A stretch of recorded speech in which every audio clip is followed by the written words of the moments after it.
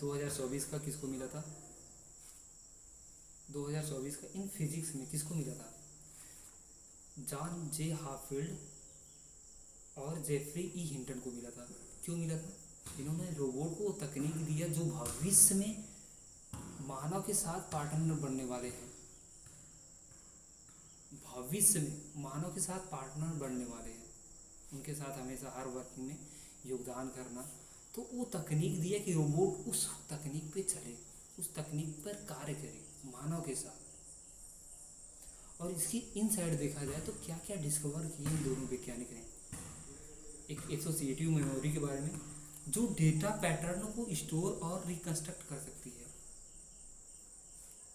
जो कि data pattern को स्टोर और रिकंस्ट्रक्ट कर सकती है, एसोसिएटिव मेमोरी। और भौतिक सिद्धांत का सही यूज करके, उसके सिद्धांतों का उपयोग करके आर्टिफिशियल न्यूरल नेटवर्क को योगदान दिया। आर्टिफिशियल न्यूरल नेटवर्क क्या है?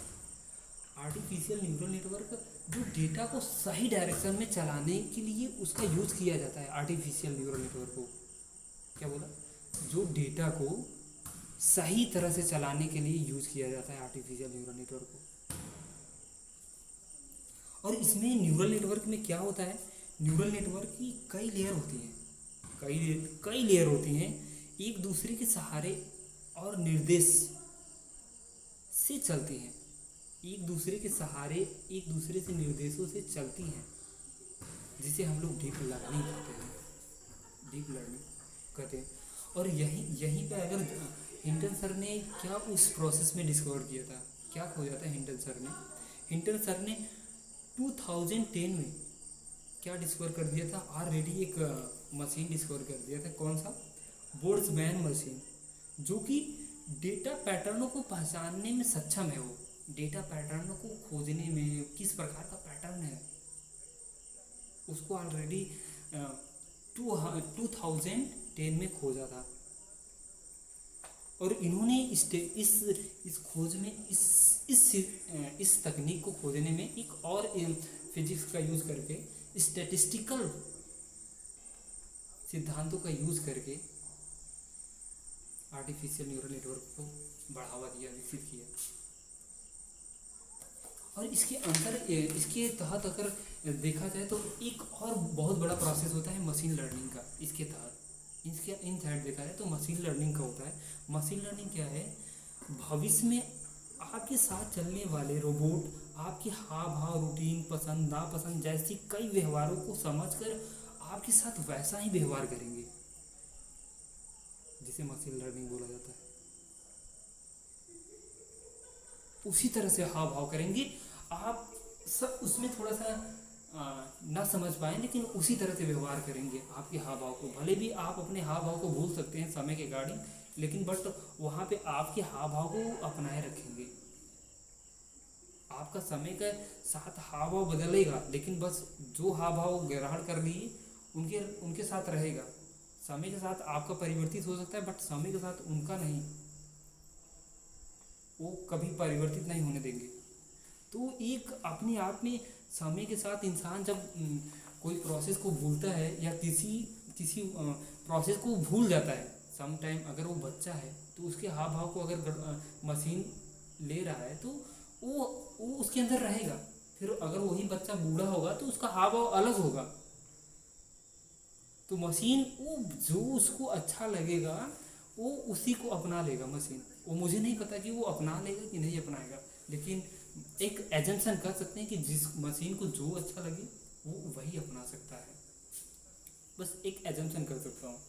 और इसमें एक ऐसा प्रोसेस गिवन है इस सिस्टम में, मशीन लर्निंग मॉडल, जो कि डेटा से पैटर्न और संबंधों की पहचान करती है, और ताकि भविष्य में जो मशीन लर्निंग मॉडल इसी तकनीक में ही गिवन है। मशीन लर्निंग मॉडल इसको इस प्रकार से बनाया गया है वो रोबोट को, जो कि डेटा से पैटर्न और संबंधों की पहचान करती है। डेटा से पैटर्न, किस प्रकार का पैटर्न है, किस प्रकार का संबंध है, वो डेटा से पहचान करेगी।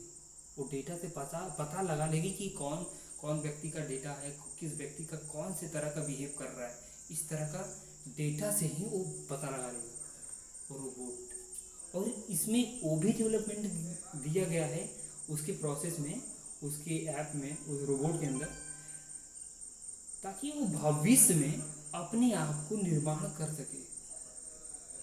वो भविष्य में जब सपोज दैट हम लोग सपोज एग्जिस्ट नहीं करेंगे तो भविष्य में अपने आप को डेवलपमेंट कर सकता है, वो डेटा के वो खुद को अपने आप से बना सकता है। यहाँ पे बहुत बड़ा सोचनीय होता है कि हो सकता है, मैं नहीं जानता कि वो किस प्रकार का बनेगा, क्या अपने आप को किस प्रकार से बिल्ड करेगा। प्रोसेस कर दिया, मैं मानता हूँ कि हो सकता है प्रोसेस कर दिया, मैं नहीं जानता कि डेटा का क्या इफेक्ट होगा उसके ऊपर।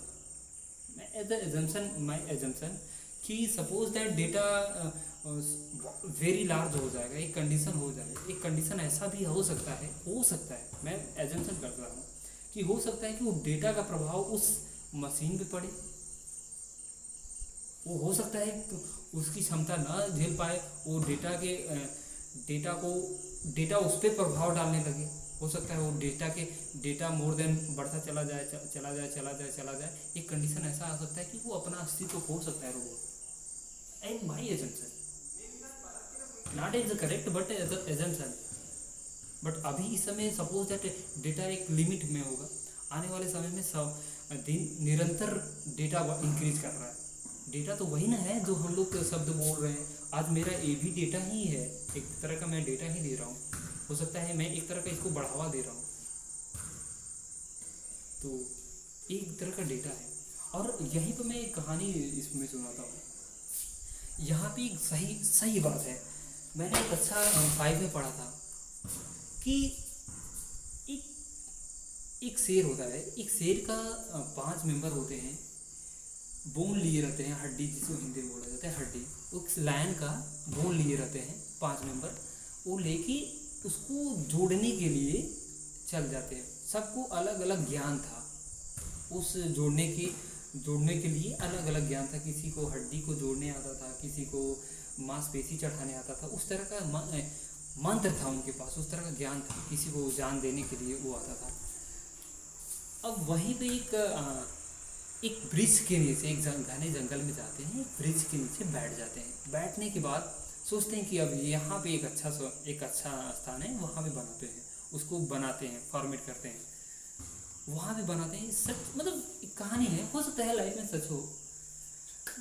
वहाँ पे अस्थिरे बना देते हैं पूरी तरह से, कुछ लोग जोड़े उसे, कुछ लोग मांसपेशी चढ़ाए, कुछ लोग पूरी तरह से आँख दें, वो पूरी तरह से बना दिए उस लायन को।